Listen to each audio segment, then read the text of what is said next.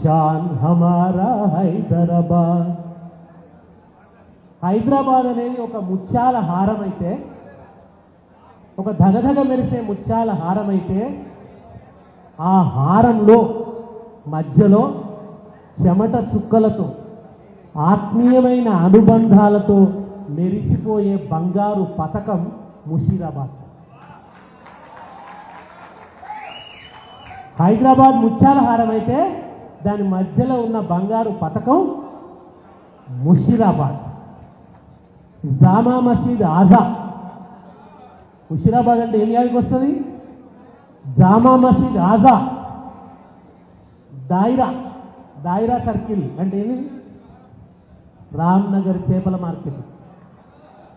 దాయిరా చేపల మార్కెట్లో సుగంధం మజా. జామా మసీద్ ఆజా, చేపల మార్కెట్లో వచ్చే సువాసన మజా, భోలక్పూర్ కష్టజీవుల భోలాతనం, జనసమ్మర్దంతో కళకళలాడే క్రాస్ రోడ్స్ సందడి, అందరికీ ఆరోగ్యాన్ని ఇచ్చే సంజీవని గాంధీ హాస్పిటల్, ఇవన్నీ గుర్తొస్తాయి ముషీరాబాద్ అంటే. బిజీ హై ముషీరాబాద్ అప్నే హర్ గల్లీ కే సాత్.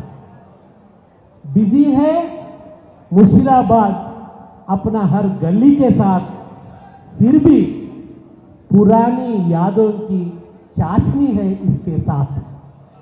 पुरानी यादों की चाशनी है इसके साथ అంటే ఏంటంటే ముషీరాబాద్ ప్రతి గల్లీలో ఎప్పుడు ఎంతో బిజీగా ఉంటుంది, సందడిగా ఉంటుంది. కానీ ఇప్పటికీ ఇక్కడి వాతావరణంలో పాత జ్ఞాపకాల తీయదనం ఉంటుంది. ఈ ముషీరాబాద్ గల్లీలలో పాత జ్ఞాపకాల తీయదనం ఉంటుంది. ఒకవైపు విశ్వనగరంగా వెలుగొందుతూనే గంగా జమున తహజీబ్ సౌందర్యాన్ని వెదజల్లుతున్న హైదరాబాద్ సంస్కృతికి పట్టుకొమ్మ ముషీరాబాద్. ఈ ముషీరాబాద్ పేరు తెలుసుకోగానే నాకు ఇద్దరు యాదికొస్తారు. ఇద్దరు బోలా మనుషులు. ఎవరా ఇద్దరంటే, ఒకరు 6 అణాల కూలీగా జీవితాన్ని ప్రారంభించి ట్రేడ్ యూనియన్ నాయకునిగా ఎదిగి ఈ రాష్ట్రానికి ముఖ్యమంత్రి అయిన టంగుటూరి అంజయ్య, టి అంజయ్య. ఈ పచ్చపత్రికలు ఉన్నాయి కదా, ఇవాళ కూడా కేసీఆర్ను పొద్దున్నేస్తే అవమానిస్తాయి, కేటీఆర్ను పొద్దున్నేస్తే అవమానిస్తాయి, మన మీద దుష్ప్రచారాలు చేస్తాయి. ఇది ఇవాళ మొదలుగాలే. కేసీఆర్ అంటే మాటల మాంత్రికుడు, మోసగాడు, మాటల మరాఠీ, ఫామ్ హౌస్కి చేరుకున్నాడు. ఫామ్ హౌస్ చేరిన కేసీఆర్. ఫామ్ హౌస్ ఎవరికి లేవా? ఒక కేసీఆర్కి ఉందా? కేసీఆర్కి మాత్రమే ఫామ్ హౌస్ ఉన్నట్టు, ఫామ్ హౌస్ అంటే అదేందో తప్పైనట్టు ప్రచారం చేసింది. ఇదే బండి సంజయ్. పొద్దు లేస్తే farm house farm house farm house పరిపాలన. లాస్ట్కి ఏమైంది? ఆయన నాటకం అంతా ఫామ్ హౌస్లోనే తెల్లారింది కదా. ఒక బదనాన్యాయం ఇది. తెలంగాణ ఉద్యమం నడుస్తున్నప్పుడు పచ్చపత్రికలు మొదలుపెట్టాయి అన్నమాట. ఇదే పచ్చపత్రికలు చంద్రబాబు నాయుడు విషపుత్రికలు అంజయ్యను నానా రకాలుగా అవమానించాయి. కొంచెం నేను చరిత్రలో పోతున్నా. అంజయ్య పాపం అచ్చమైన తెలంగాణ భాష మాట్లాడతాడు. తెలంగాణ భాషను ఎంత ఎక్కిరించారో మీకు తెలుసు. మనం ఎప్పుడన్నా అరే యాది మనిషిని అంటే యాది ఏమిటి అసహ్యంగా అంటారు. యాది మనుషులు అనొద్దు. చల్ల అంటే చల్ల ఏమిటి మజ్జిగ అనకూడదు అని. ఆయన పాపం ఒకసారి కృష్ణా బేసిక్ పోయి ఇక్కడ తేలు పడుతుందా అన్నాడట. అంటే నూనె ఆయిల్ పడుతుందా అని అంజయ్ అన్నాడు. దానికి ఆ పత్రికలు ఏం రాసినాయంటే,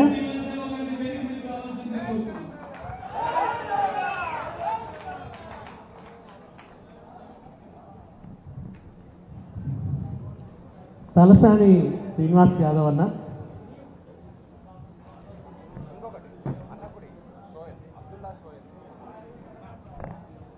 బోనం కుండల మన దీపం ఎట్లుంటుందో తలసాని శ్రీనివాస్ యాదవ్ అన్న అట్లా. నమస్తే.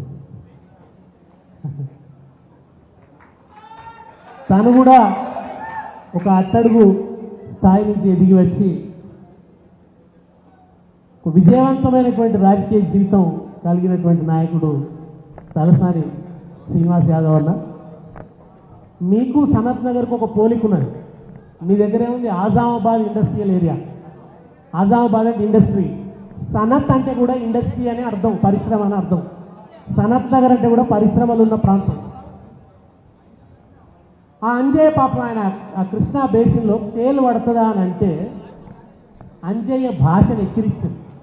అంజయ్య భాషను ఎక్కిరించి అంజయ్యను అవమానించింది. ఆయన పాపం హాస్పిటల్కి పోయి ఆయన చదువుకోలే, ఆయనకు తెలియదు, ఆయన అన్నడో లేదో కూడా తెలియదు.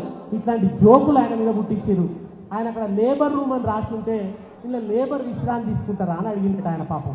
అది ప్రసవాల గది అని ఆయనకు తెలియదు, అని అన్నడో లేదో కూడా తెలియదు. అటువంటి జోకులు ఆయన మీద పుట్టించి ఆయనను అవమానపరిచింది. ఆయన హెలికాప్టర్ వాడితే, అంజయ్య హెలికాప్టర్ వాడితే ఎప్పటికీ ఆయన హెలికాప్టర్కు యాదగిరి అని పేరు పెట్టింది. మీకు తెలుసు యాదగిరి అనే పేరును కూడా అవమానించింది తెలంగాణలో.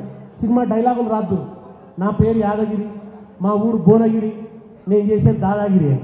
అంటే యాదగిరి అని పేరున్న వాళ్ళంతా దాదాగిరి చేస్తారని సినిమాలలో అట్లా చిత్రీకరించేవాడు యాదగిరి అనే పేరును. ఆయన హెలికాప్టర్కు యాదగిరి అని పేరు పెట్టింది. మళ్ళా కేసీఆర్ ముఖ్యమంత్రి అయిన తర్వాత దూరదర్శన్ వాళ్ళు వచ్చారు. సార్ మేము ఆంధ్ర ఛానల్కు సప్తగిరి అని పేరు, తెలంగాణలో ఏం పేరు పెట్టమంటారు అని అడిగింది.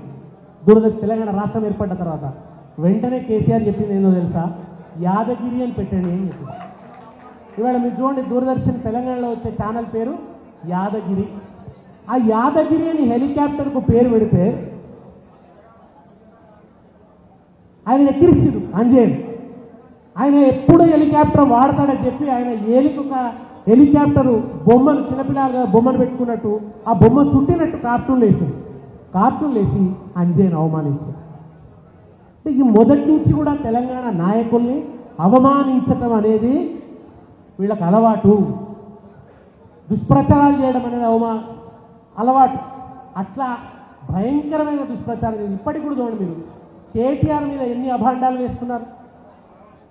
కేటీఆర్ మందు కూడా ముట్టడానికి ఎప్పుడో ఒకసారి ఫ్రెండ్ బర్త్డేలో షాంపెయిన్ బాటిల్ పట్టుకుంటే ఆ ఫోటో పెట్టి ట్రోల్ చేస్తున్నారు. నిన్న నిజానికి ఆయన మందు ముట్టాడు, కానీ ఆయన మీద డ్రగ్స్ తీసుకుంటాడని ప్రచారం చేస్తారు. అంటే బటగాల్చి మీద వారేస్తారు. ఇదే ఆంధ్ర నాయకుల మీద చేస్తారా? చేయండి. రేవంత్ రెడ్డి, బండి సంజయ్ కూడా ఆ రోజు ఉద్యమ కాలంలో మన మీద వ్యతిరేకంగా ఆంధ్ర పత్రికలు, ఆంధ్ర పెట్టుబడిదారి వర్గాలు ఏ విష ప్రచారం చేసినాయో అదే ప్రచారం, అవే మాటలు ఇప్పటికీ వీళ్ళు కూడా మాట్లాడుతుంటారు. అంటే వీళ్ళు ఎవరి మనసును కలిగి ఉన్నారు, ఎవరి మానసికతను కలిగి ఉన్నారో మీరు ఒకసారి అర్థం చేసుకోండి.